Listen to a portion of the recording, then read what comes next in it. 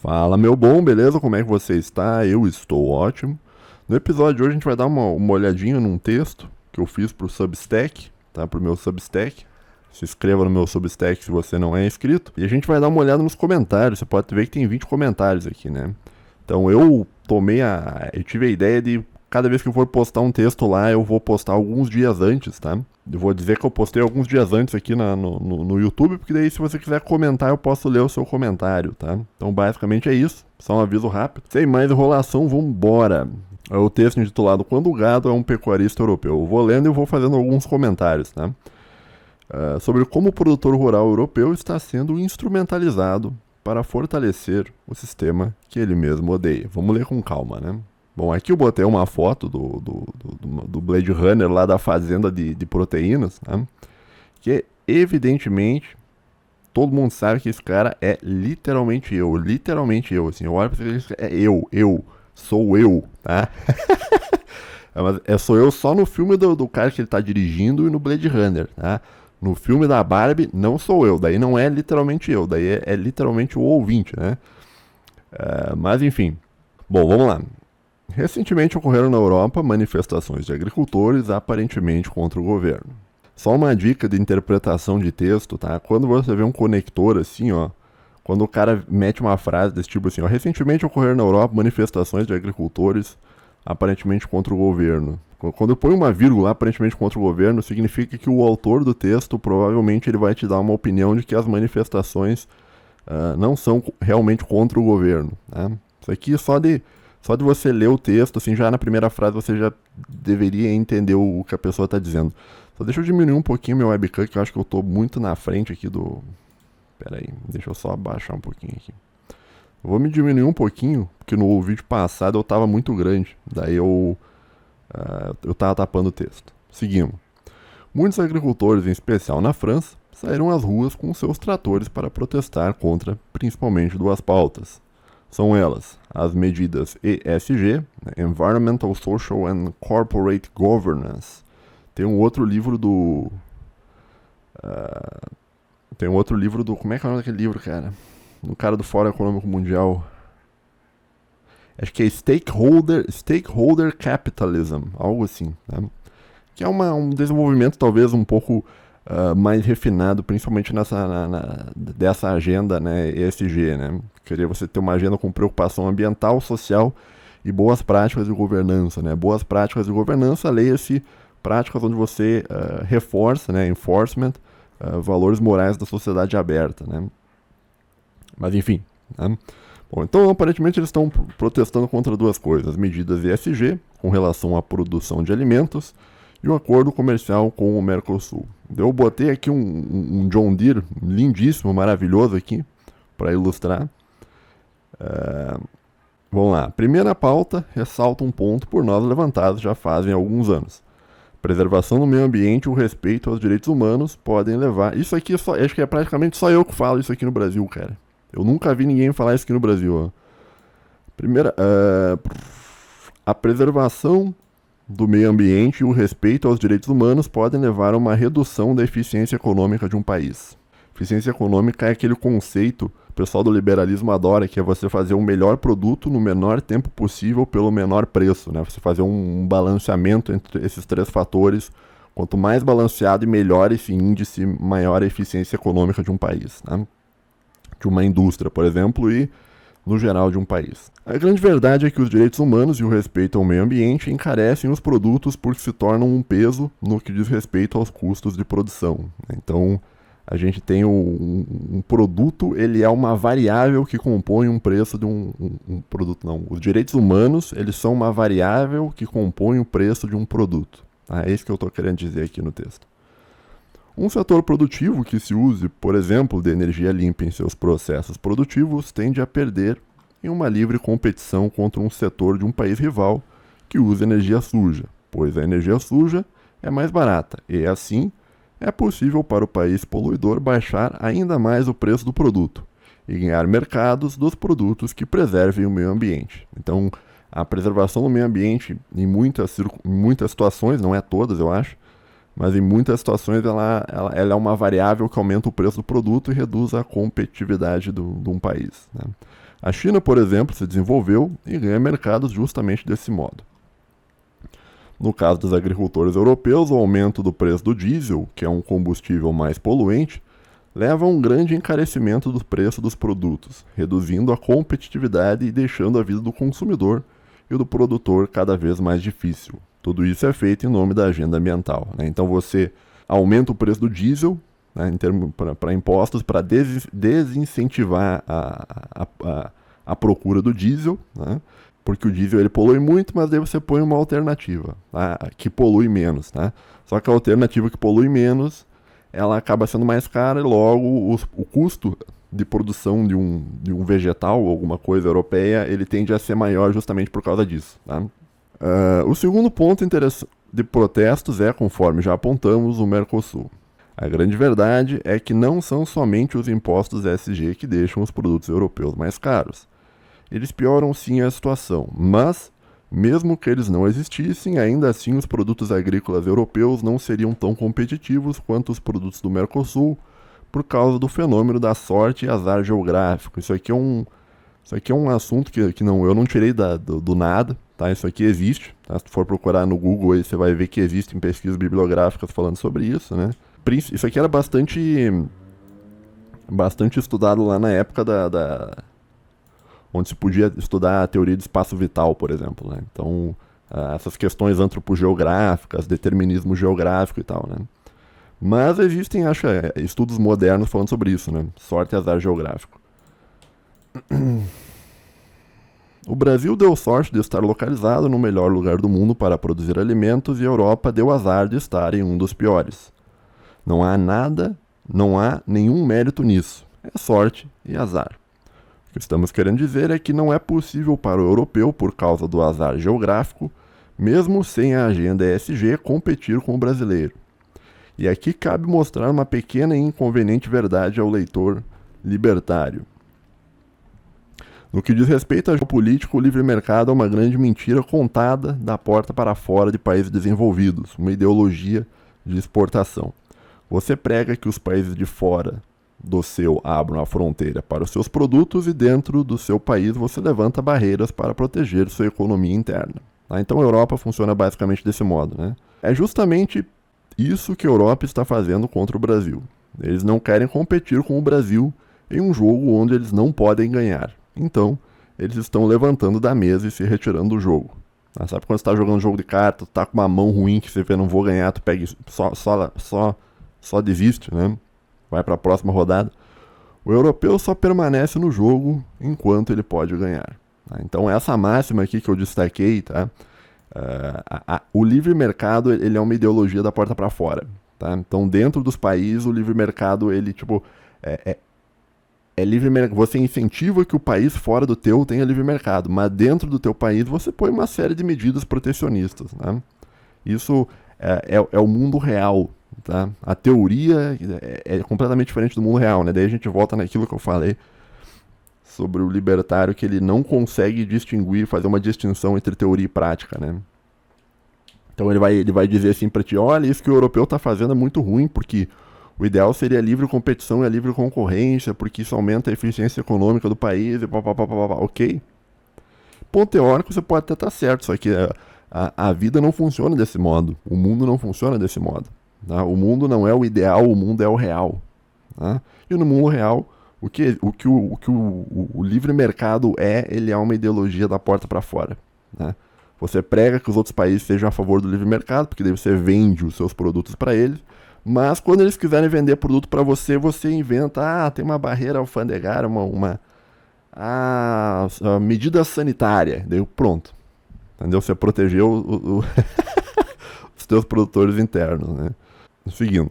Esse nosso discurso não deve, claro, ser encarado como um ódio ao protecionismo, e tampouco um movimento de ódio ao europeu, muito pelo contrário. Protecionismo em excesso é ruim e gostamos muito do europeu, em especial o português e italiano, e eu adiciono ainda o grego porque é meu ancestral.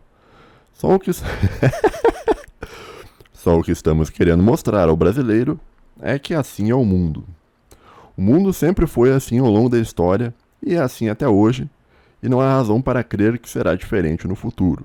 A não ser, claro, que o leitor acredite no paraíso do anarcocapitalismo, onde não existirão mais estados e todos os mercados do mundo competirão livremente. Infelizmente, ainda que essa ideia soe como algo bom e razoável ao libertário autista com hiperfoco em escola austríaca, isso não vai acontecer, guri. Sinto muito. Mas existe um outro aspecto muito importante, que foi o que motivou esse artigo. Esse tipo de crítica, então até aqui o que eu estou te falando é uma coisa mais ou menos óbvia, tá? Mas vamos para um segundo momento, né? Esse tipo de crítica do produtor europeu sempre existiu. Já não é de hoje que o produtor europeu protesta e chora contra o Brasil. Mas por que só agora os pedidos dos agricultores europeus são atendidos? Por que agora e não antes, né? Então, pelo que eu lembro de cabeça, já deve fazer uns 10 anos que o produtor europeu tá reclamando e nunca foi atendido, né? Sempre reclamou, fez protesto e tal, né? E a questão que eu levanto é por que ele está sendo atendido agora, né? Teria o governo europeu perdido o controle sobre seu próprio povo a ponto de não conseguir abafar essa manifestação mais uma vez? Seria o fim da era das oligarquias europeias e o início de um governo europeu realmente popular voluntarista, esse aqui é um outro termo que o pessoal libertário gosta muito, né? Acreditamos que não. Temos outra teoria, uma teoria que começa com um cidadão russo-americano chamado Lex Friedman, né? Aqui eu já falei um pouco, acho que num episódio lá do NVP sobre esse cara aqui, tá? Então não vou dar muita introdução, né? Lex Friedman é um não católico que surgiu do nada. Em questão de menos de alguns meses, explodiu como um apresentador de podcasts onde ele costuma entrevistar não católicos sobre os mais diversos assuntos, né? Eu acho importante ressaltar o fato de que ele não é católico, né? Sempre que você for estudar alguém, qualquer pessoa que seja, em qualquer teoria que seja, é importante que você veja a religião da pessoa, tá? De preferência, estude pessoas católicas, que são pessoas mais alinhadas com a razão universal, né? Mas enfim. Nós temos uma teoria de que, na verdade, o podcast do Lex Friedman é um podcast impulsionado por mecanismos de guerra de quinta geração, com o objetivo de conduzir o debate público para a defesa de pautas que interessem àqueles que controlam as infosferas do mundo ocidental. Tá, esse parágrafo está meio denso, né? Tem dois conceitos aqui que eu botei com notas de rodapé. O primeiro conceito é o conceito de guerra de quinta geração, e o segundo conceito é o conceito de infosfera. Quem é inscrito do canal há bastante tempo já conhece esses dois conceitos, mas vou ler aqui a nota para você.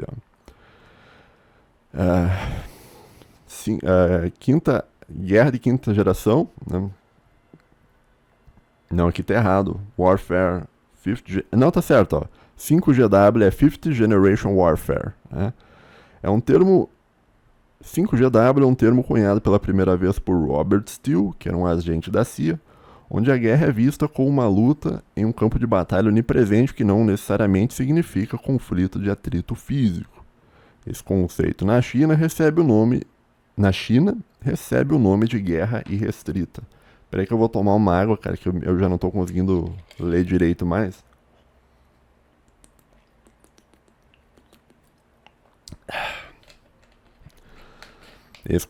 Voltando. Esse conceito na China recebe o nome de guerra irrestrita, né, que é um livro de 1999, né, Unrestricted Warfare. Não tem em português esse livro traduzido, porque ninguém traduz nada em português, porque ninguém gosta de ler, ninguém se importa com cultura, e o teu país é muito ruim justamente por causa disso, né?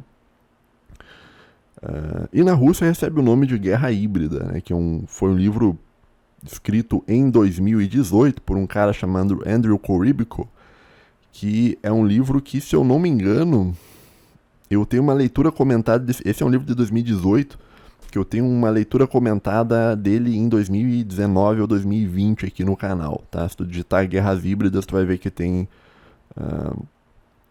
uma leitura comentada do livro dele. Então é um assunto que eu já estudo há bastante tempo, tá? É o mesmo fenômeno com múltiplos nomes, tá? Então, em resumo, assim, a guerra de quinta geração é a ideia de que todas as áreas, né, onde você pode ter uma assimetria de um país contra outro é uma área potencialmente de conflito, né? E o mundo virtual, ele faz parte de uma possibilidade de conflito, né?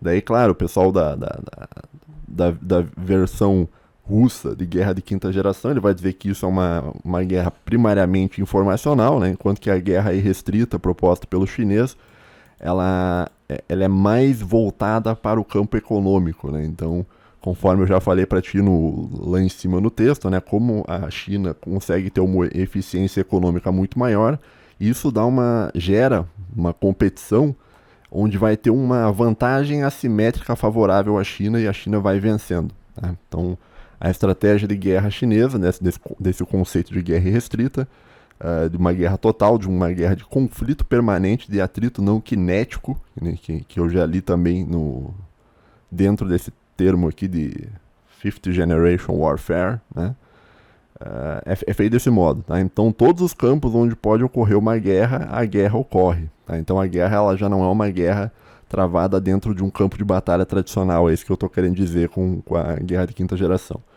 E a infosfera, né, é um termo criado nos anos 70 por Kenneth E. Boulding, tá? Mas ele foi o criador do termo, mas ele não é muito famoso por ele, tá? E mais tarde, nos anos 90, foi bastante usado pelo filósofo italiano Luciano Floridi, que desenha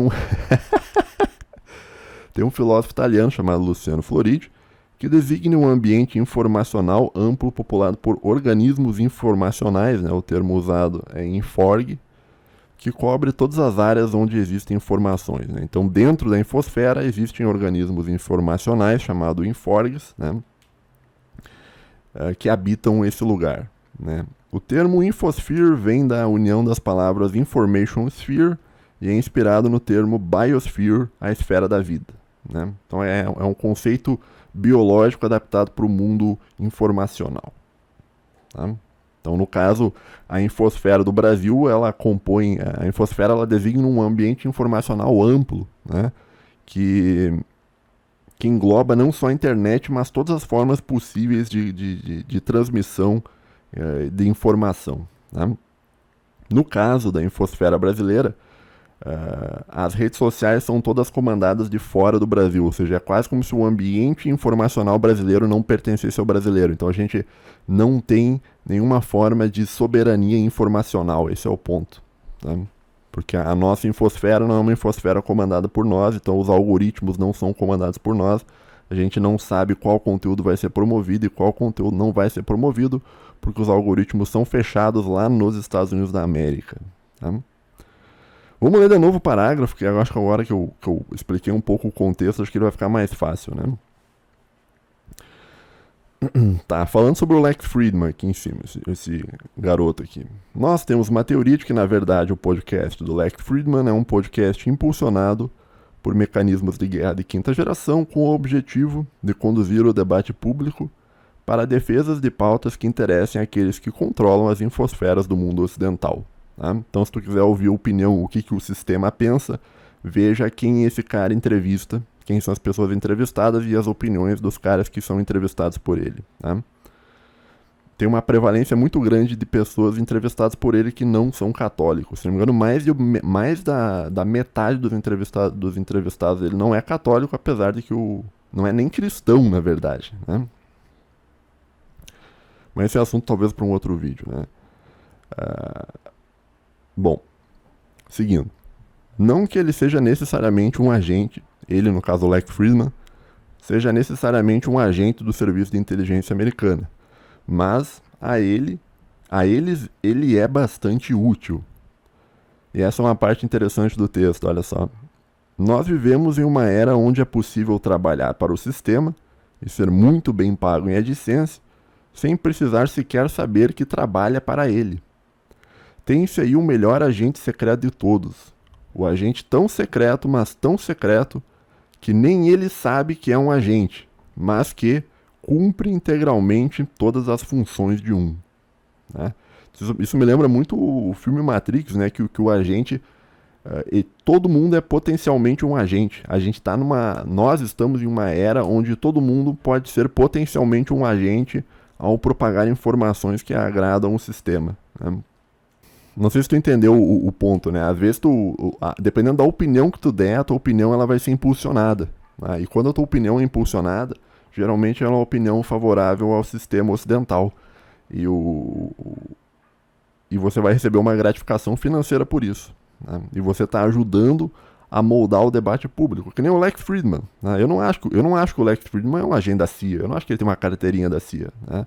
Mas as pessoas que ele traz e as pessoas que são impulsionadas dentro do podcast dele são pessoas que são a voz daquilo que o sistema quer que você pense. Tá? Claro, não todo mundo tem exceções, né? No caso, até o Elon Musk, né, que já foi algumas vezes lá, é uma exceção, né? Se bem que o Elon Musk em si, ele faz parte ele é uma contra-elite, na verdade. O Elon Musk, ele é elite também, mas ele é uma elite concorrente, né? Que concorre com a elite principal, que comanda os Estados Unidos e tal. Então, de certo modo, ele é uma elite que também aparece no Lex Fridman também por isso, né? Tá, então, não sei se tu entendeu o ponto, mas tu pode ser alguém que propagandeia o sistema e trabalha pro sistema e recebe dinheiro do sistema sem saber que você é um agente. Tu é um agente mais secreto de todos, porque tu nem sabe que tu é um agente. Tu só tá sendo promovido sem saber e ganhando dinheiro por isso, né? Vou seguindo o texto aqui. Não sei se tá interessante o que eu tô te falando, mas enfim. Às vezes eu acho que eu tô lendo muito rápido, então vamos devagarinho. A mesma coisa que pensamos sobre o podcaster Lex Fridman é o que pensamos, por exemplo, do youtuber brasileiro Ricardo Albuquerque, conhecido no YouTube como Ancapsu. Talvez esse seria o real motivo pelo seu enfático posicionamento no conflito ucraniano. Ele entende provavelmente, que inforgs pró-Ucrânia são favorecidos e premiados por algoritmos controlados pela inteligência americana. Né? Então, cada vídeo do Ancapsu, que é um vídeo que ele é pró-Ucrânia, tá? O Ancapsu, acho que ele entendeu que o mundo ocidental quer vídeos pró-Ucrânia, tá? E que os vídeos pró-Ucrânia eles vão ser mais divulgados do que vídeos contra a Ucrânia, tá? Então ele cria um organismo informacional, cada vídeo dele é um organismo informacional, um inforg, tá? E esse inforg ele é pego, tá, pelos algoritmos e ele é impulsionado pelos algoritmos. Então, os vídeos dele conseguem muita visualização, a opinião dele consegue muita visualização em virtude do fato de que a opinião dele é uma opinião que interessa o sistema para que eles formem a sua cabeça, para que eles te controlem de um modo indireto. Aquela velha e boa ideia lá do Gaetano Mosca, né, sobre a fórmula política. Né? Então o Ancapsu, ele meio que ele propaga a fórmula política da sociedade aberta ao divulgar os inforgs, né, pró-Ucrânia. Tá? Então, basicamente é isso. Não quer dizer que o Ancapsu, ele, veja bem, não é que ele é um cara consciente que ele trabalha para o sistema. Tá? Talvez ele simplesmente tenha visto, olha, se eu defender a Ucrânia, vai entrar mais dinheiro do que se eu defender a Rússia. Então eu vou defender a Ucrânia e vou fazer 1 milhão de vídeos para a Ucrânia e para tentar cair na graça do algoritmo, que é algo impessoal, né? O algoritmo não sabe quem é você, ele só vê ele não entende o criador do conteúdo, mas ele entende os filhos do criador do conteúdo, que são os inforgs, né? Então, por exemplo, o Ancapsu, quando ele está lá defendendo a Ucrânia, cada vídeo é um inforg novo, né? E o algoritmo está buscando esse tipo de inforg para divulgar para as pessoas, tá? Para manter as pessoas com a opinião que o sistema quer que as pessoas tenham. Tá? Mesma coisa vale com relação ao conflito atual palestino e tal, né?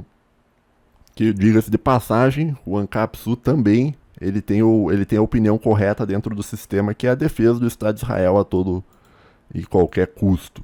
Tá? Lembrando, mais uma vez, não quer dizer que ele seja um agente secreto. Né? Ia ser engraçado se fosse, viu? Mas não é, tá? A mesma coisa que vale pro Ricardo Albuquerque, vale pro professor Roque, tá? Eu acho que o professor Roque, ele faz informações, ele gera inforgs, que são os inforgs que o sistema quer que existam na infosfera brasileira, tá? Então, ele vai ser recompensado financeiramente por isso, porque ele deu a informação que o sistema quer que seja dada, tá? Então, se você quiser trabalhar para a agência de inteligência americana, basicamente o que tu tem que fazer é buscar compreender aquilo que o sistema quer que seja defendido em um determinado momento. Tá? Então, vamos pegar o exemplo de Israel e Palestina. Né? O sistema atual, ele, veja bem, ele quer que você defenda Israel, ok, normal. Entretanto, ele não quer que você entre muito na discussão assim se Israel é geno ou não, né? Porque o sistema, apesar dele gostar muito do Estado de Israel, ele não gosta muito do Benjamin Netanyahu, tá?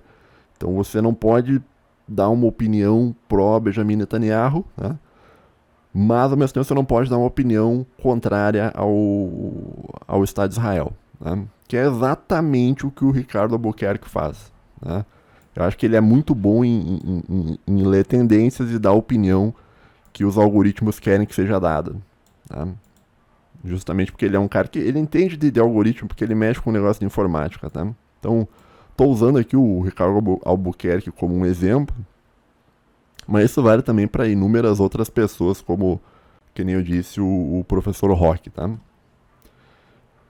Bom, seguindo. Já de algum tempo temos bem claro em nosso entendimento de que não é mais possível ser muito grande em termos de visualização na internet sem ter o apoio de serviços de inteligência que controlam toda a infosfera ocidental. Mas o que isso tem a ver com a Europa? Né? Vamos a um questionamento. E se os donos do mundo ocidental decidiram que não deve ser feito um acordo comercial da União Europeia com o Mercosul? Talvez eles com relação ao agro brasileiro, talvez tenham eles com relação ao agro brasileiro a mesma preocupação que eles tinham com o gás russo. Aliás, essa é uma outra coisa sobre globalização e livre mercado, que eu vou ter que dar uma gastada nos libertários aqui, mas isso é um esporte pessoal que eu tenho, né? Comumente se atribui a Frédéric Bastiat a frase de que onde entram mercadorias não entram armas. É uma frase usada para enaltecer o livre mercado como uma ferramenta pacificadora. Na verdade, a frase dele não é bem essa, é outra. Eu botei a frase dele aqui original assim, ó. Na verdade, essa é uma expressão de origem apócrifa onde é dito que when goods don't cross borders, soldiers will. Quando bens e mercadorias não atravessam fronteiras, soldados atravessarão. Uma expressão apócrifa, uma expressão de que alguém não disse algo, mas se atribui a tu pega a obra do cara e sintetiza a obra do cara em algumas frases, né? Como, por exemplo, a ideia de que o homem é o lobo do homem, lá, descrita por Hobbes. O Hobbes nunca falou isso, mas se atribui essa frase a ele porque ela talvez seja uma boa síntese da obra dele, tá? Mas voltando aqui, ó. Comumente se atribui a Frédéric Bastiat a frase de que onde entram mercadorias não entram armas. É uma frase usada para enaltecer o livre mercado como uma ferramenta pacificadora. Na verdade, a frase dele não é bem essa, é outra, mas a ideia principal é o que importa. Se você tiver trocas comerciais, é diminuída a chance de guerra, né? Então, existia no passado uma crença dentro do mundo liberal de que a paz seria alcançada através do livre mercado. Então, se você faz um país trocar com outro, a tendência é que você vai ter uma diminuição da chance de guerras, né? Isso aí foi feito uma integração, a União Europeia como um todo dizem que existe por causa disso, né? Para diminuir a chance de guerra, e essa diminuição da chance de guerra ela vai se dar através da implementação de uma agenda cultural comum, uniforme, né? Que mata as culturas nacionais e uma livre troca comercial dentro da União Europeia, né? Sigamos, né? Sim, é verdade. Sim, é verdade no caso. Sim, é verdade que se você tiver trocas comerciais é diminuída a chance de guerra. Contudo, as trocas comerciais que se prometiam acabar com as guerras, tá certo isso aqui? Que se prometiam como algo capaz de acabar com as guerras, né? Que eu teria que ajeitar isso aqui. Contudo, as trocas comerciais geram uma relação de interdependência e submissão de um país com relação ao outro, que, se visto de uma perspectiva de guerra de quinta geração, é também uma forma de guerra, no caso a guerra econômica, aquilo que eu falei sobre o Unrestricted Warfare lá da China, né? Essa relação de dependência, segundo nossa análise, foi o que gerou o atual conflito na Ucrânia. Talvez fosse esse o principal objetivo do conflito na Ucrânia, acabar com essa relação de dependência da Europa com a Rússia. Nesse caso, onde entraram mercadorias, se criou uma relação de dependência econômica ruim, que só pode ser terminada com uma guerra. Nem nesse ponto Bastiat acertou. Onde entram mercadorias, cria-se um cenário onde no futuro será necessário entrar armas. Né? Então eu estou arrumando a frase do Bastiat aqui. Mas sigamos. E se essa mesma mentalidade estiver sendo aplicada contra o Mercosul? E se os setores de inteligência que controlam o mundo ocidental decidiram que o acordo Mercosul-Europa não deve sair do papel para não formar um novo problema semelhante ao problema Nord Stream? Dessa vez, um Nord Stream não de gás, mas sim de alimentos. Né? Então existiu o Nord Stream, todo mundo sabe o que é o Nord Stream, gás que vinha da Europa, da Rússia para a Europa, né? Que estava gerando uma relação de assimetria e dependência econômica da Europa com relação à Rússia, e isso precisou ser desmontado, né? E foi desmontado através de uma guerra. Tá? O que me leva a crer que as elites ocidentais compreendem mais ou menos esse conflito de guerra de quinta geração. Tá? Mas sigamos aqui. Não seria fácil para os donos do sistema manipularem a infosfera europeia para gerar uma grande manifestação em favor da agenda que eles desejam que a população defenda? A agenda que eles defendem é clara, o fim do acordo da União Europeia com o Mercosul. Então, assim, o ponto que eu estou querendo levantar aqui, talvez nesse texto, é que talvez as manifestações, tá, do pessoal dos agricultores seja, na verdade, uma manifestação organizada pelas pessoas que controlam as infosferas europeias. Né? Esse é o ponto.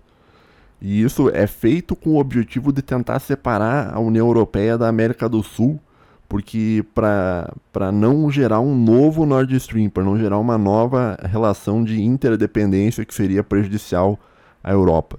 Né? Pensemos quem ganha e quem perde. Nesse caso, a direita populista europeia sairá se sentindo vitoriosa.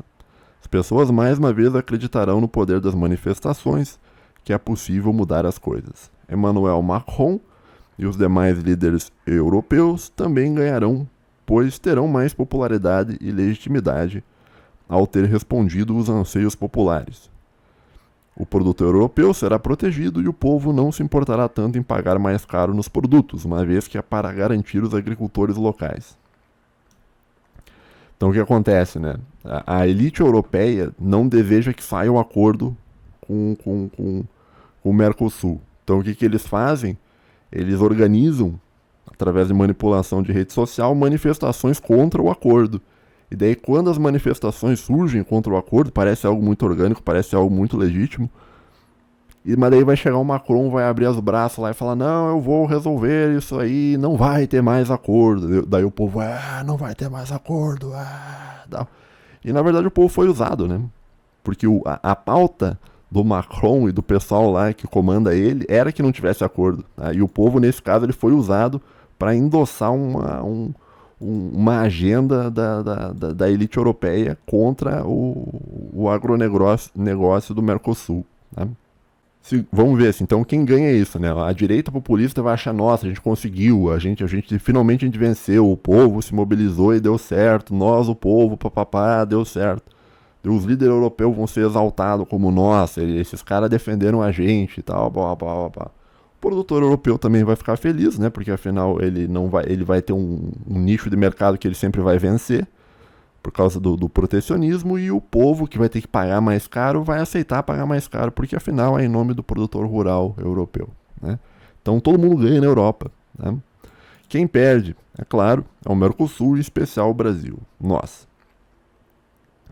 No Brasil, a atual esquerda e agora a gente vai... Agora a Braga tá... Vamos ver como é que tá o Brasil aqui. Ó. No Brasil, a atual esquerda é contra o agronegócio. E por isso, ninguém desse lado vai reclamar nada quando o agronegócio vai mal. Tá? Então essa derrota do agronegócio brasileiro, ninguém da esquerda vai falar nada, porque as pessoas da esquerda não gostam do agronegócio, porque consideram o agronegócio fascismo. Tá? Do lado da direita, a direita não pensa isso. Né? Do lado da direita até existem, tem que botar uma concordância aqui.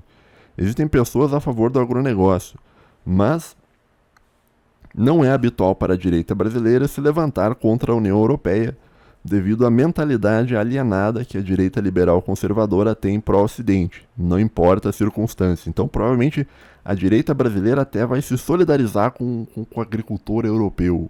Né? Então eles não vão fazer nada. Então o agro daqui vai perder uma grande oportunidade de negócio e ninguém, nem da esquerda e nem da direita, vai se solidarizar, né? Em termos culturais, nem a direita nem a esquerda brasileira irá reclamar. Só quem irá reclamar é o povo, que ficará mais pobre. Contudo, infelizmente vemos que nem a esquerda e nem a direita atual brasileira se importam com o povo. Então o povo vai se ferrar e beleza, né? Mas voltando.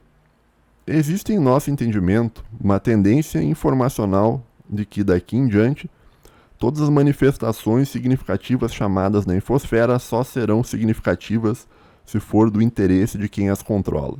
Tudo leva a crer que, na verdade, os protestos europeus não é o povo se rebelando contra o sistema, mas sim o povo endossando o que o sistema deseja e permite. Isso explica porque só agora os protestos estão fazendo efeito, porque o sistema deseja que eles façam efeito agora, porque é a agenda que eles desejam para a Europa e o povo europeu está sendo manipulado e usado como gado. Então, isso explicaria por que esses protestos que sempre existiram, né, há muitos e muitos anos contra o acordo do Mercosul, isso explica de por que eles só estão sendo efetivos agora. Né? É porque agora é útil para as elites que controlam a Europa e o mundo ocidental que esses protestos deem algo. Né? Talvez estejamos voltando aos velhos tempos. Uma interrogação. Os velhos tempos, no caso, são os tempos onde a palavra do povo só é ouvida quando os interesses das oligarquias convergem com os interesses do povo.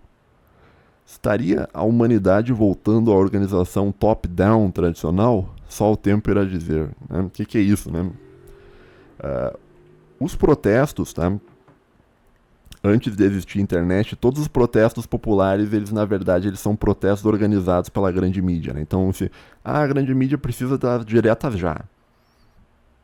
Daí eles amplificam o protesto e geram uma onda de protestos favoráveis à direita, né? A direita, no caso, não digo bem a direita. No caso do agro europeu, favorável à direita, mas em muitos casos não é. Então, por exemplo, vamos usar o exemplo da diretas já, né? Que é um negócio pró-democracia, né? Então se formou um consenso dentro das elites que controlam o Brasil de que era necessário a diretas já. Então eles, dessa vez, né, eles ouviram a opinião das pessoas, porque a opinião das pessoas convergiu com o interesse deles, e aí se gerou os grandes protestos das diretas já, tá? Então, antes do protesto das diretas já, tinha muita gente pedindo diretas já há muitos anos. Tá? Desde lá da ditadura militar tinha gente pedindo diretas já. Mas aquilo ali nunca tinha sido ouvido porque não era de interesse das oligarquias que controlam o povo. Daí agora que virou interesse das oligarquias que controlam o povo, essa pauta é ouvida e daí parece uma pauta orgânica. Parece que a pauta das diretas já é uma pauta orgânica. Assim como agora parece que os protestos do agricultor europeu é um negócio orgânico. Mas não é, simplesmente agora a gente está voltando aos velhos tempos, né? Por isso que é a organização top-down, né? De cima para baixo, né? Então, os protestos populares só vão ser grandes se quem estiver em cima permitir que eles sejam grandes, né? E isso é feito através do controle informacional, né? Não sei se está claro o que eu estou falando, parece que eu estou... Sei lá, cara. Parece um absurdo pensar assim. Vamos a outro exemplo. Pense nos protestos franceses contra a reforma da Previdência. Foram protestos tão ou maiores que esses dos agricultores, mas não surtiram efeitos, né? Aliás, digo mais, acho que foi maior que o protesto dos agricultores, porque o protesto da Previdência lá na França, ele englobava praticamente o país inteiro, tá? Então o país inteiro ficou parado durante muito tempo, mas não surtia efeito nenhum. Por quê? Porque não é interesse da elite que aquele tipo de protesto surta efeito. Se fosse um protesto que converja com o interesse da elite europeia, aí teria efeito. Tá? Assim como é o caso do protesto do produtor rural europeu. Né? Mas vamos de novo esse parágrafo aqui que é interessante. Parece um absurdo pensar assim? Vamos a outro exemplo. Pense nos protestos franceses contra a reforma da Previdência. Foram protestos tão ou maiores do que esses dos agricultores, mas não surtiram efeito. E não surtiu efeito. Por quê? Porque não era interesse da elite europeia que os protestos contra a reforma da Previdência dessem em alguma coisa. Foi empurrado goela abaixo do europeu, mais e mais anos de trabalho, apesar de todos os protestos. O que o Mercosul e seu líder, Brasil, deveria fazer? O Brasil deveria exigir, no mínimo, algum tipo de reparação por ter ficado esperando quase 30 anos por um acordo que não irá sair. Se não me engano, esse acordo começou em 95. Tá? Mas essa reparação irá acontecer? Bom, a julgar pelas pessoas que comandam o país, não. Nesse exato momento, por exemplo, o atual presidente do Brasil, ao invés de se preocupar com o acordo da União Europeia-Mercosul, achou por bem, de mais importância, ir para a África prometer o dinheiro dos brasileiros para os africanos como reparação histórica. E também de brinde resolveu chamar o Estado de Israel de Gênio. Esses dois eventos, por si só, são uma clara demonstração de que o presidente do Brasil não se importa mais com o Brasil do que se importa com a defesa de sua ideologia pessoal. Ademais, com relação a Israel,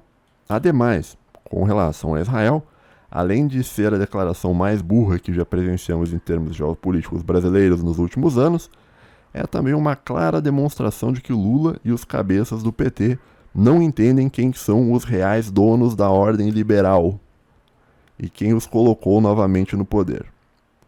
Mas esse assunto talvez para um outro episódio. Já estava muito grande, eu não quis desenvolver mais esse aspecto. Tem um xadrez aqui, a gente é o cavalinho do xadrez, tá? A gente não é um peão, o Brasil não é um peão, mas o Brasil é tipo um cavalo, né? Então, basicamente, esse é o texto. Né? Deixa eu ver quanto tempo que já deu aqui. Putz, 40 e poucos minutos, cara. Tá bom. Vamos lá.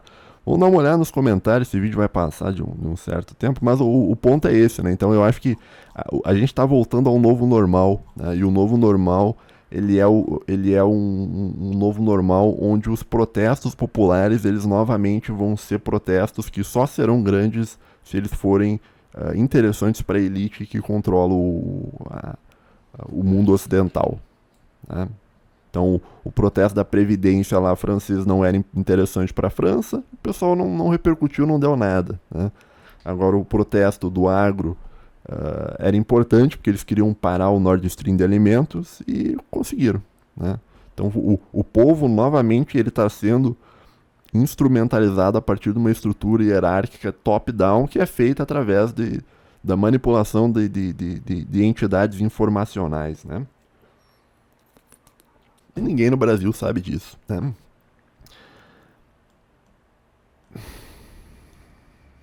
Enquanto isso, Bom, vamos dar uma olhada nos comentários. Eu agradeço a todo mundo aí que deu like. Vamos ver quem que deu like aqui, ó. A Gladys me deu like, o Homofacho me deu um like, o Renan, um salve pro Renan, um salve pro Dom Pedro, um salve pro seu Madruga, um salve pro Henrique, um salve pro Matheus, um salve pro Marco, um salve pro Shiva, salve pro Cile, um salve pro No Name com um avatar de anime de mulher, um salve do Lindo Nelson brasileiro nato, salve pro Luan Silva, pro Felipe E, pro Pablito e pro Mamila Melgard, que deve ser um fake de mulher. Um salve pro Ali, né? Que parece que tá com uma foto do gordão Ucrânia ali. E mais outros 4 leitores que não se identificaram aqui, eu acho. Tá, vamos dar uma olhada nos comentários. Eu queria ver se tem por data aqui. Vamos... Nossa, esse vídeo vai ficar enorme. Meu Deus do céu. Tá. Mas beleza, se tu quiser ir embora, pode ir, mas eu vou dar uma lida nos comentários aqui, tá? Bom, o seu Madruga comentou: Homero bate em vários tentáculos do sistema num único texto, com perfeita coesão entre os pontos. Nem me fale em coesão, que eu estou estudando técnicas de redação aqui, coesão o tempo inteiro, coesão, né? A escolha do tema foi uma excelente oportunidade de tocar em todos esses assuntos, com destaque para a manipulação da internet, do que você fala muitas vezes, apesar de apresentar falhas no pensamento libertário e liberal. Destaque para as posturas, tanto da direita quanto da esquerda, diante da situação apresentada. Também é digno de nota. Se você quiser um corretor ortográfico, pode falar comigo. Me deu uma gastada aqui, porque eu tinha errado, eu errei uns pedacinhos. Mas vou dizer pra você, ó. eu errei alguma coisa ali no texto, tá? Mas eu tô muito acima da média do acadêmico brasileiro. Acho que eu tive uns 2, 3 erros no texto inteiro, de várias páginas, enquanto que a média acadêmica brasileira é de você ter uns 2 erros por página, né? Então eu ainda, por mais que eu tenha errado, eu ainda assim eu tô ali eu tô entre o top porcentagem aí da elite acadêmica, né? Dom Pedro disse: Lex Friedman, sempre suspeitei desse sujeito. O cara explodiu de forma muito rápida no YouTube. Não é bem. É de forma rápida, mas o canal dele era muito antigo. Né? Ele simplesmente que começou a dar certo repentinamente. É plausível considerar que essa figura seja mais uma marionete utilizada para sutilmente apresentar os interesses da infosfera ao público ocidental. Em relação ao gordão ucrânio, sugiro que você assista o corte no podcast do Monark e o Ancapsu falando sobre as influências da BlackRock. Você vai rir pra caramba, o Monark não tancando o gordão. Abraço, Homero. Um abraço pra você, meu querido. Teu Madruga. Ele já trocou qualquer crença pessoal, se é que ele tem, por continuar vivendo na internet, sendo promovido pelo sistema, como o Homero explica no texto. O cara faz questão de estar completamente alinhado com as narrativas do sistema e ainda fica nessa postura de tentar tratar coisas reais como teoria da conspiração. Assisti essa discussão com o Monark agora e tudo isso é bem nítido. Mas eu não sei se com relação ao Ancapsu, eu não sei se ele faz de propósito. Tá? Eu acho que ele é um cara muito bom em ler algoritmo. Né? Eu acho que ele entende como algoritmos funcionam eu não acho que ele entende talvez esse nível um pouco mais profundo, né, de como funciona, de que a infosfera ocidental inteira é controlada por agências de inteligência, né? Mas talvez ele seja só um cara que viu, opa, se eu defender essa opinião aqui, eu vou ganhar mais dinheiro, logo vou defender essa opinião, né? Talvez seja talvez não seja na maldade em termo moral, mas seja só simplesmente um interesse financeiro de alguém que consegue ler um algoritmo, né? O Dom Pedro comentou: sim, simplesmente intancável. O Skinhead disse: o gordão ucrânio e seus seguidores são repelentes de inteligência e alfabetismo. São tudo confuso, uma hora são conservador e outra hora são libertário, haha. Eu tenho que escrever um texto ainda sobre o liberal conservadorismo e os erros ainda, mas tô muito sem tempo. Muito bom. A respeito do comentário no final sobre a decisão burra do Lula. Apesar da fixação da bolha em ver um grande nariz metido em todas as decisões internacionais, nem todo o planeta é sionista. Parece que Israel tentará estender essa guerra o máximo que puder, daqui a um ano provavelmente nem todo o planeta será a favor dessa guerra.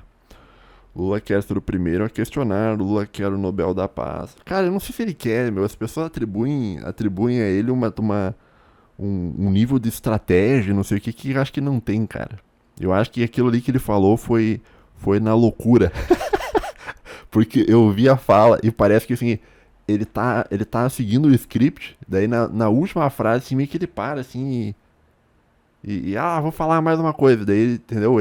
Não me pareceu ser proposital. Ele até disse que foi proposital, mas não foi, cara. Não pareceu ser. Pra mim, minha opinião não é que não é isso, cara. Eu acho que é só loucura mesmo, não é boomerzão, velho, 80 anos já, entendeu? Falando o que quiser e tal. De qualquer modo, é a forma com que o Nine encontrou para medir forças contra suas amarras que o auxiliaram a sair da cadeia.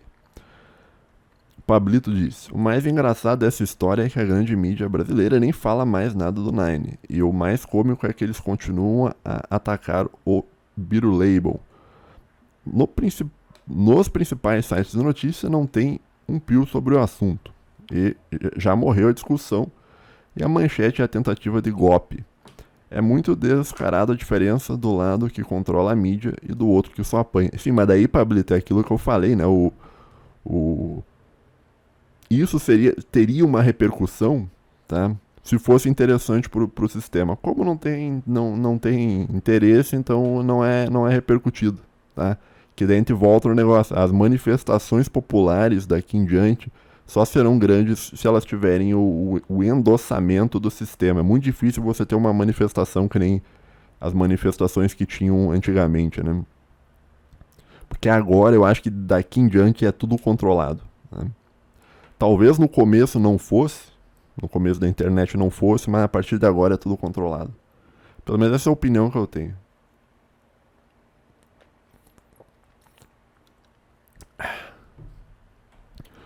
O brasileiro mediano é aquele cara que entra nessa postagem e depois de tudo que leu vai falar de ortografia. O cara pegou uma raiva aqui que eu fui corrigido. Isso aí, uns caras me corrigiram lá no YouTube. Pode me corrigir, não tem problema, tá? Eu não sou o senhor da razão, o certão e quem você pensa que é para me corrigir? Tinha uns professor meu lá da faculdade, bicho. Tu corrigiu o cara pegava um ar contigo, cara. Porra, era melhor nem corrigir, deixar o cara. Continua errando, viu? Tinha uns professores lá que eu falava, eu pensava, não falava, mas continue errado, né? Tinha um professor meu que estudava pejorativos lá, cara, tudo errado as coisas que ele falava, assim. Eu falei, não vou corrigir esse cara não, bicho. Mas vamos seguir aqui. A boa ortografia, assim como o rigor metodológico, são os primordiais para garantir a credibilidade, o profissionalismo e o prestígio erudito. Felipe disse, você sabe o que a gente está falando? Quantos cursos você já vendeu, hein, amigo? Hã? Quantos livros tu já mandou publicar, hã? O Homofacho disse, ótimo post, Homero. Gostaria de saber sua opinião sobre o fato dos homens hoje em dia serem mais reacionários e mulheres mais progressistas. Vi uma pesquisa que fala isso e gostaria que o senhor falasse o que achou dessa divisão ideológica entre os gêneros, né? Isso aí né? Eu vi isso aí, cara, mas eu não sei até que ponto você pode aferir completamente isso, cara. Eu acho que tá errado. Quer dizer, pode até estar certo, mas eu vi assim, eu fico, isso me parece mais uma tentativa de você separar os gêneros, né? Que faz parte da guerra ideológica ali, das ideologias de gênero e tal, né? Eu acho que sempre que eu vejo alguma pesquisa, alguma coisa, homens pensam isso, mulheres pensam isso, geralmente é uma coisa instrumentalizada para gerar uma separação de gênero, para manter homens e mulheres separados, né? Então não sei até que ponto isso funciona, tá?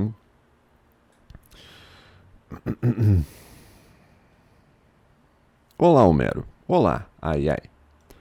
Gostaria de saber se existe somente uma elite que controla a Europa, Israel e Estados Unidos ou são diferentes elites? São diferentes elites, né? As elites controlam tudo, mas nem todas, existe uma concorrência interna entre elites, né? Então por isso que os grandes conflitos ocorrem, inclusive, né? As guerras são conflitos de elites, né?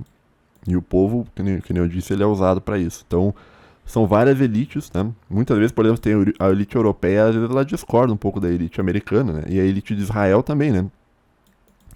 Por exemplo, a elite americana já estava querendo terminar com o conflito, né, em Gaza, mas a elite de Israel falou, não, peraí, quem você pensa que é para me dar ordem, Estados Unidos? Quem você pensa que é, pô?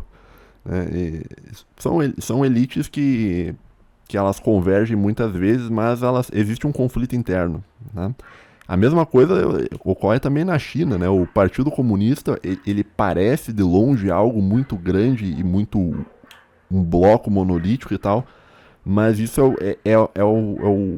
a opinião que eles querem que você veja. Por dentro existe uma briga interna e gente se sabotando o tempo inteiro, várias correntes disputando o poder lá dentro, né? Então, já te respondendo a primeira pergunta, né? Não há somente uma elite, o que há são elites diferentes disputando poder, né? E por qual motivo parecem ser tão suicidas? Imigrantes africanos árabes protestando em massa contra Israel na Europa. Estupro e roubos aumentam a cada dia na Europa, uma população com a média de QI sendo substituída. Tá, mas daí aqui eu teria que entrar numa... Tem uma teoria conspiratória que explica isso aqui, tá? Que eu não vou entrar agora porque o vídeo já tá muito longo. Mas tem uma teoria que chama The Great Replacement, né? Que você substituiria um determinado tipo de população da Europa, que é uma população indesejável, né? porque é uma população que conseguiria se levantar contra o sistema e você substitui ela por uma população desejável, uma população que tem uma capacidade maior de, de não questionar o sistema e seguir as ordens. Tá? Já te respondendo qual o benefício para a elite, o benefício é esse. Tá? O benefício é controle.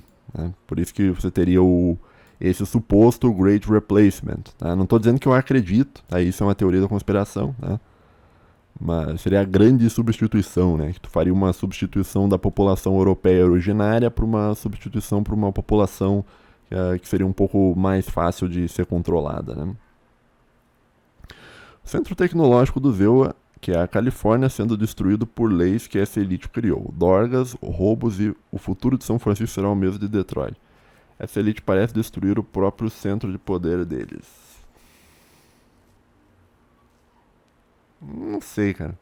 A menos que essa elite controle a China e a Rússia por debaixo dos panos. Não, acho que... Não sei. É porque no caso da Segunda Guerra Mundial, né, a elite ocidental ela também tinha tentáculos dentro da Rússia, né? Agora não sei até que ponto isso funciona até hoje, tá? Talvez eles tenham até pessoas dentro da China já, né? Dentro do Partido Comunista Chinês, não sei. Né?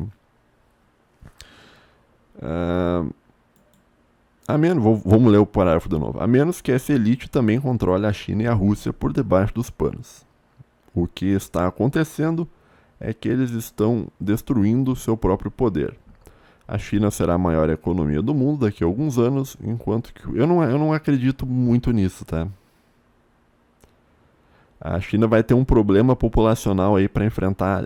Isso é um assunto talvez para um outro vídeo, tá? Porque assim, você dizer que a China será a maior economia do mundo daqui a alguns anos significa que você acredita que a economia mundial vai continuar crescendo nos próximos anos, o que não é uma verdade necessária. Né? Se o mundo continuar estagnado pelos próximos 20, 30 anos, a China não vai ter espaço para crescer. Né? A não ser que ela roube muito mercado. Né? Mas, no geral, pode ser que ela vire a maior economia do mundo, mas ter isso como uma verdade absoluta, eu não sei até que ponto é isso, né? A China será a maior economia do mundo daqui a alguns anos, enquanto o QG da elite se transforma em uma África do Sul. Talvez a elite tenha alguma carta na manga que não sabemos. Abraço, Romero Seulino, sou seu fã, saudações de Curitiba. No caso, um abraço pra você também, Ali. Aqui também um erro que tu tá tendo aqui é achar que a elite ela precisa de um país, tá? A elite ela não é nacionalista, não há nacionalismo na elite, tá? A elite é apátrida, são pessoas apátridas, são pessoas que não têm a noção de Estado nacional introjetado em si, é o nômade digital, né? O nômade digital, ele é a versão pobre da elite, tá? Então, por exemplo, a elite americana ela não se importa com os Estados Unidos. Ela pode mudar para a China e vai continuar sendo elite, né? Elas não precisam de um país, assim, para... Elas só vão mudando. E isso ao longo da história, foi isso que aconteceu, tá? Então, essas elites que controlam o mundo hoje, né? Elas são elites que viviam num país, pulando de um país para o outro, né? Buscando sempre se dar bem. Elas não estão preocupadas com a população, não estão preocupadas com a nação, não estão preocupadas com nenhum senso de identidade nacional, nada. É só se dar bem. Né? Mas enfim, um abraço pra você. Salve Homero. Salve Marcos, beleza?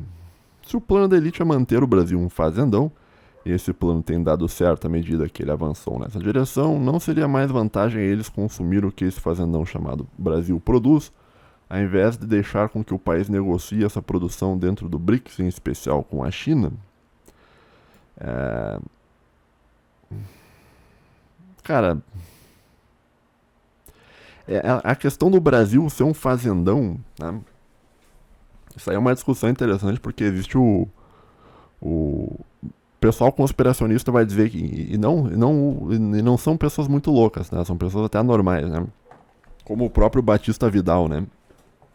Ele acreditava que o fato do Brasil ter desindustrializado e virado um fazendão é por causa do negócio chamado Consenso de Washington, né? Eu particularmente acho que talvez não tenha sido isso. Eu acho que simplesmente quando ocorreu o fenômeno do fim da história, lá no fim da Guerra Fria, e a globalização foi a regra mundial, eu acho que foi natural que os países se especializassem naquilo que eles eram bons. E o Brasil era muito bom em ser um fazendão, e por isso o Brasil ele se expandiu muito em ser a fazenda. Tá? Eu não acho que é um plano maquiavélico de elites para transformar o Brasil em um fazendão. Eu acho que simplesmente o Brasil talvez tenha seguido o espírito do tempo, né? E investido em fazendas porque era a melhor coisa que ele poderia investir naquela, seguindo a regra da globalização, né?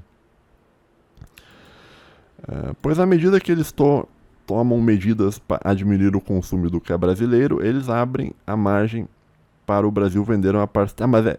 Pera, vamos de novo. Vamos ler aí. Pois à medida que eles tomam medidas a diminuir o consumo do que é brasileiro, eles abrem a margem para o Brasil vender essa parcela de produção que queria para eles, a ele para os outros, em especial para um bloco opositor em interesse, perdendo assim sua influência internamente no Brasil. Não, eles até podem perder um pouco da influência do Brasil, mas eles sempre vão ter uma influência muito grande no Brasil, porque a cultura do Brasil é uma cultura muito pró-europeia, muito... por exemplo, pega em termos de filosofia, que é a coisa que eu estudo, que é o assunto que eu estudo.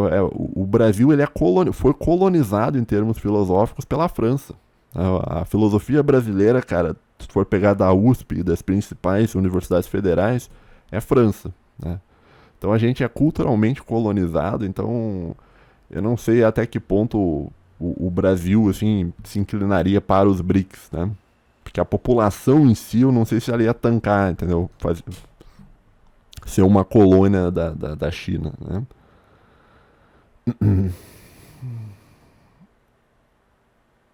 E também, assim, a elite internacional, a elite europeia, ela não está pensando no bem do Brasil, tá? Nesse caso, assim, nesse caso específico, eles estão pensando em ganhar mais, em proteger não formar essa relação essa relação assimétrica, negativa, ruim para eles, tá? Se eles tiverem que perder mercado, se eles tiverem que perder o Brasil para isso, eu acho que eles pensam que vale a pena, tá?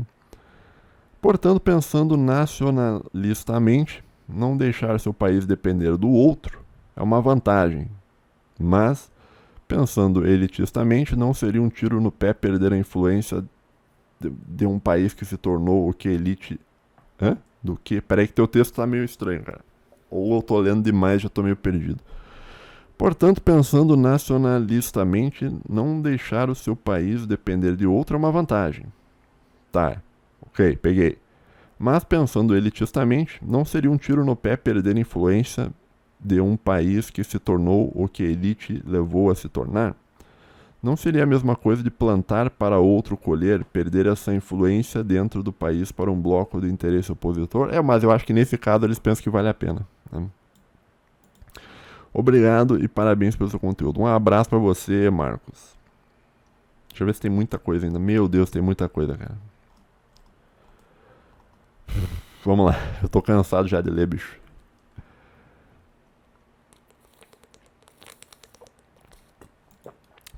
Esse episódio vai ser enorme, cara. Ninguém vai tancar até o final. Mude o texto, disse o Pablito. Tratorzão super top. O Gordão Ucrânia participou do podcast do Monark e foi completamente assustador. O Gordão está num estado de idolatria pela Ucrânia e pelo ancapismo que é surreal. Até o Monark chegou a questionar que ele estava colocando o libertarianismo acima de Deus. Sobre a questão Mercosul e Europa, é bem estranha para mim, porque se a Europa sai do Mercosul, ela vai conseguir suprir a necessidade alimentícia da população? Vai, mas vai ser mais cara. Outro ponto é que o Mercosul pode se aproximar mais da China, já que tecnologicamente somos totalmente dependentes deles. E a Rússia, gerando um crescimento do inimigo e consequentemente aumentando a força dos BRICS. Será que os EUs deixariam essa aliança existir, já que eles ficariam cercados de inimigos? Eu acho que é uma escolha que eles fizeram, né? Eles acham que vale mais a pena ter a segurança alimentar, não ter um Nord Stream de comida com a América do Sul do que continuar sendo dono do Brasil, né? Talv-se vão-se os anéis, mas ficam os dedos, né?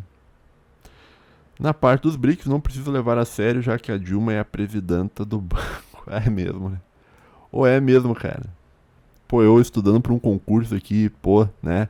Brabo, todo dia, 3 horas por dia, cronograma, pá, na estudo de alta performance, papapá. A Dilma deve ganhar uns 30 pau por mês lá, cara, sendo presidente do Banco dos BRICS, cara. Mas um abraço. O que me dá uma. Né? Então, beleza, né? Um abraço pra você, Pablito. Felipe, ótimo texto. Você disse que talvez o cenário político esteja voltando aos velhos tempos, mas, na sua opinião, como isso poderia explicar a mudança do comportamento da comunidade internacional com relação a Israel? Ela parece evitar colocar a mão no fogo por Israel, visto que, em reação aos comentários de Lula a Israel, não surgiram tanto efeito quanto esperado. Tá, isso aqui é bem simples, né? De explicar. É porque é aquilo que eu falei, o sistema ele é pró-Estado de Israel, mas ele não é pró-governo de Benjamin Netanyahu, né? Então, o governo sempre, a elite mundial, ela sempre vai defender, a elite ocidental, pelo menos, ela sempre vai defender Israel, mas não necessariamente eles vão defender o Benjamin Netanyahu, né? Então, é por isso, né? Então, por isso que você vai ter elites e países europeus, por exemplo, criticando o Benjamin Netanyahu, mas não criticando o Estado de Israel, tá? Eles veem como coisas diferentes, tá?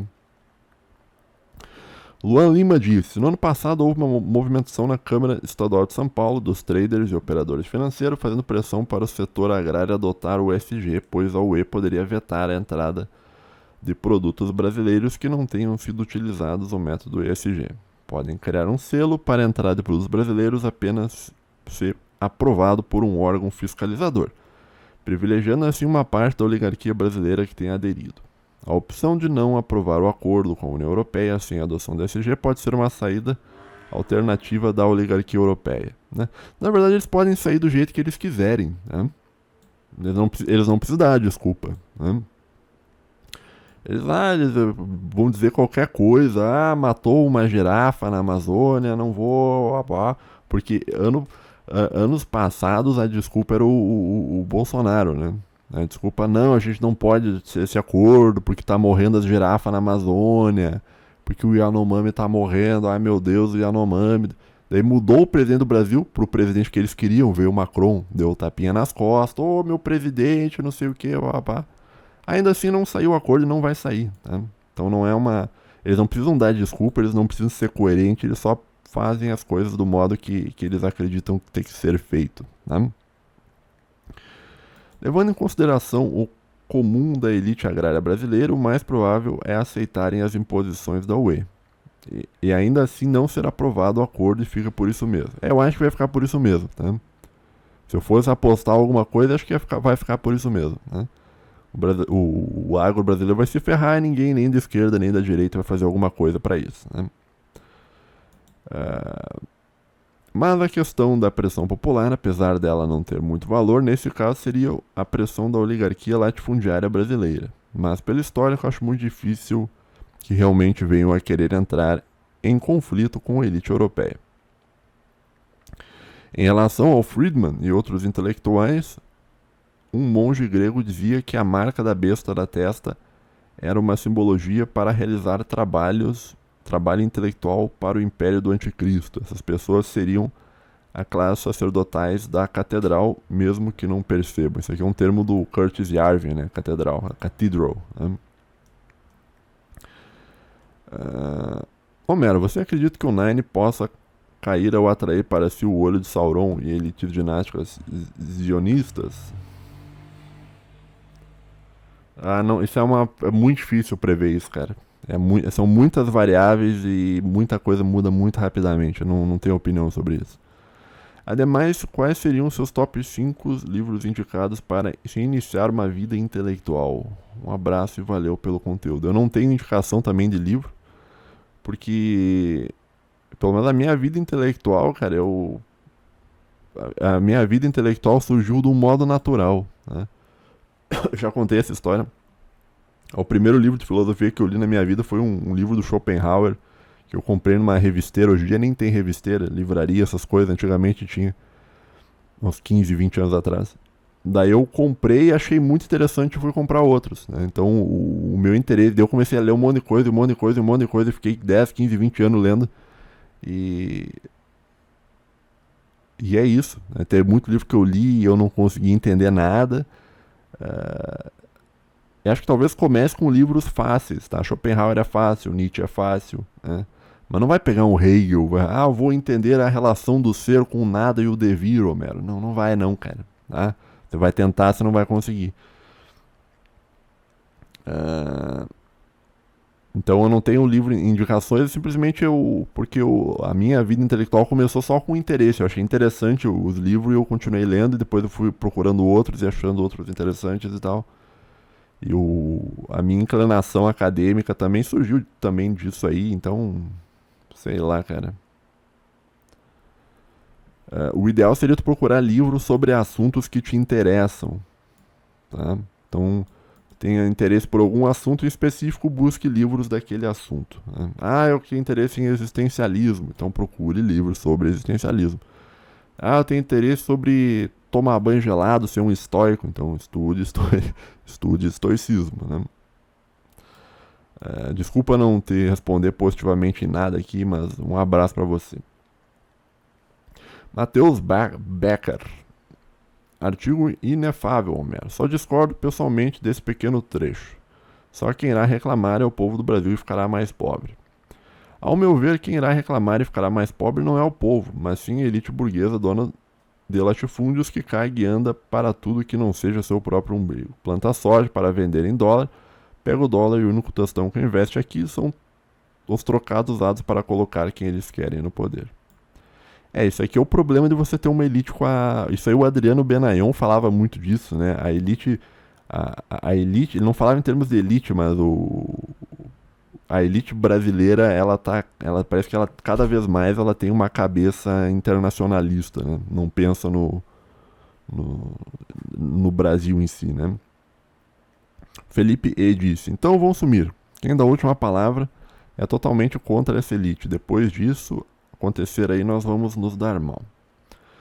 Henrique disse, Black Pill esclarecedora, ou seria escurecedora, entendeu? Boa, Henrique. Eu faço as piadas aqui, os caras ficam bravos comigo, viu, Henrique? O pessoal fica bravo, não gosta de piadinha, não. Os ouvintes ficam indignados com as piadas que eu faço aqui. Gracinhas à parte, bom texto, senhor Homero. Nesse caso, abre aspas, nesse caso, onde entraram mercadorias, se criou uma relação de dependência econômica ruim, que só pode ser terminada com a guerra. Esse eu escrevi lá em cima. Será que o nosso celeiro agroexportador favorito também se encaixaria nessa descrição, uma vez que tende a importar produtos manufaturados de países desenvolvidos? Ou será que isso só se aplicaria a matérias-primas?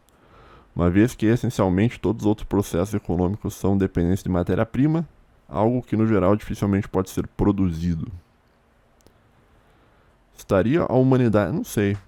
Estaria a humanidade voltando à organização top-down tradicional? Será que já estivemos alguma vez fora dessa organização? Acho que não, né? Eu acho que movimentações populares orgânicas talvez ocorreram no começo da internet, né? Lá quando tinha internet de escada e tal. Mas acho que a partir de agora, acho que não, cara. Mas vamos ver o que ele escreveu aqui. Mesmo numa família, por mais comprometidos ao diálogo com seus filhos que sejam, estes, em última instância, só fazem o que lhes é permitido pelos pais. Não sei.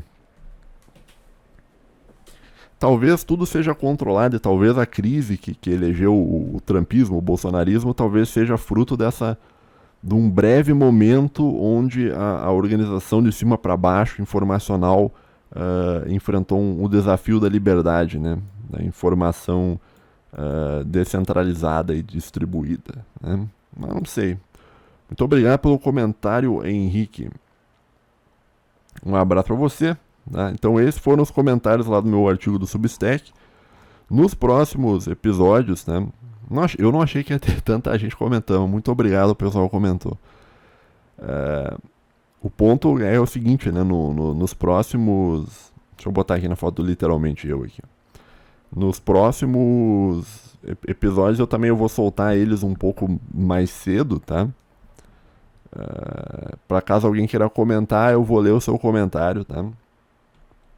Que nem eu li aqui nesse episódio. Tá bom, pessoal? O que mais que eu tenho pra falar? Acho que é isso, cara. Eu acho que é isso.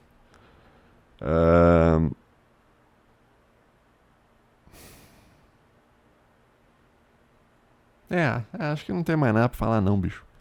Eu tô estudando pra um concurso aqui, cara. Eu tô muito ruim de tempo, cara. Tô com muito pouco tempo, cara. Não.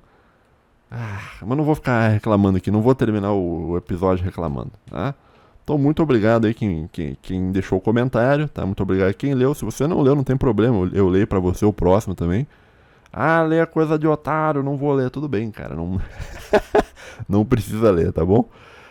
Um abraço, deixa um like no vídeo aí se puder deixar. Fique bem, até a próxima e tchau, tchau.